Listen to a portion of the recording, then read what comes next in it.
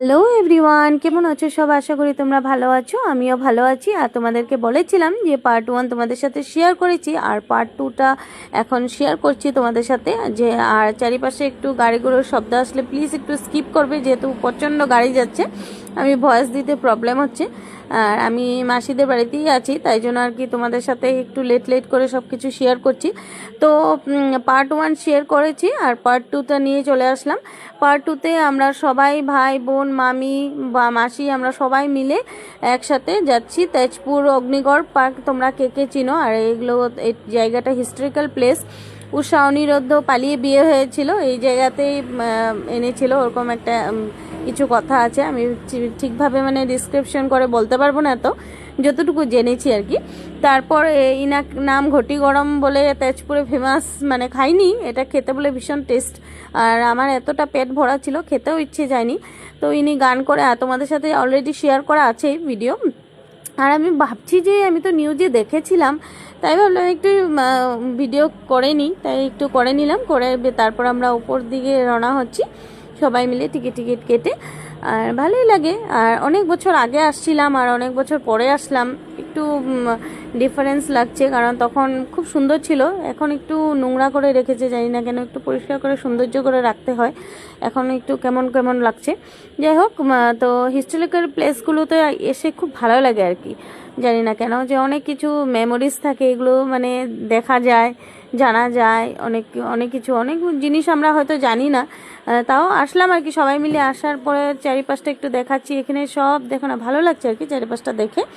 আর অনেক ভিড় ছিল, যেহেতু সানডে ছিল তাই জন্য অনেক ভিড় ছিল। আর ভিড় হলে একটু ভালোও লাগে, আর অতিমাত্রা ভিড় হলেও ভালো লাগে না, একটু ফাঁকা ফাঁকা হলেও ভালো লাগে, এমন একটা। তো সবাই আসে, যেহেতু এখন সব স্কুল বন্ধ, সবাই বন্ধ, তাই জন্য সবাই একটু ঘুরতে আসছে, যেরকম আমরা আসছি। তো খুব ভালো লাগে চারিপাশটা দেখো। আর এই যে এখানে কিছু কথা আছে যে বান রাজার মেয়ে নাকি অনিরুদ্ধ, আর উষা, তো ইনার সে শিবের সাথে ছিল কি, শিবের ভীষণ ভক্ত ছিল বান রাজা।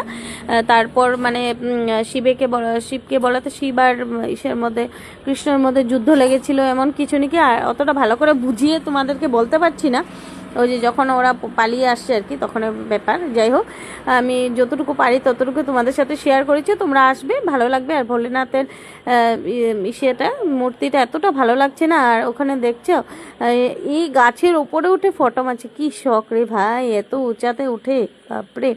তারপরে আমরা সব চারিপাশটা দেখে এখন আরও অন্য সাইডে যাচ্ছি। তো ফাইনালি আমাদের ঘোরা হয়ে গেল, আর সেরকম কিছু নেও। তো মামিদেরকে বাই বাই করে আমরা মাসিদের বাড়িতে চলে আসব, মামিরা বাড়িতে যাবে আর কি, চলে যাবে। তারপর আমরা সবাই মিলে আসলাম একটু মলে শপিং করব, যেহেতু পয়লা বৈশাখ আসছে, আমাদের বাঙালিদের বিহু যেটা না, আর আমাদের বিহুতেও কিছু তো নতুন বস্ত্র পরতে হয়, তার জন্য কিছু কেনাকাটার ছিল, তো ওগুলো একটু কেনাকাটা করলাম, তেজপুরে মার্কেট করলাম কিছু কিছু।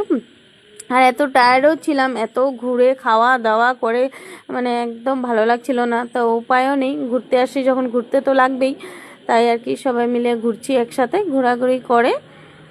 তো আমি বেরিয়ে পড়েছি, ওরা এখনও বের হয়নি, তো ওদেরকে বললাম বের হতে। তো আমার ছেলেরও একটু একটু খিদে পেয়েছে, ওকে কিছু খাইয়ে তারপর আমরা সবাই মিলে আসলাম একটু চা খাবো, যেহেতু বিকেল হয়ে গেছে, অনেকটা বিকেল হয়ে গেছে। তো চা একটু খাইলে মাইন্ডটা ফ্রেশ হয়। চা, তারপর একটু সিঙ্গারা, তারপর চপ, এগুলো খেয়েতে তারপর একটু আইসক্রিম খেলাম।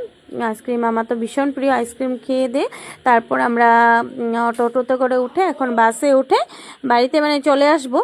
তো নেক্সট আবার কালকে কোথায় গিয়েছি কি সবটাই ভিডিও তোমাদের সাথে শেয়ার করব। তো অনেক জলদি ব্লগ নিয়ে চলে আসব, একটু লেট হলো চলে আসবো। তো আমরা সবাই মিলে এখন বাড়ি পৌঁছে গেলাম, আজকের জন্য এতটুকুই ভিডিও, বাই বাই সবাই।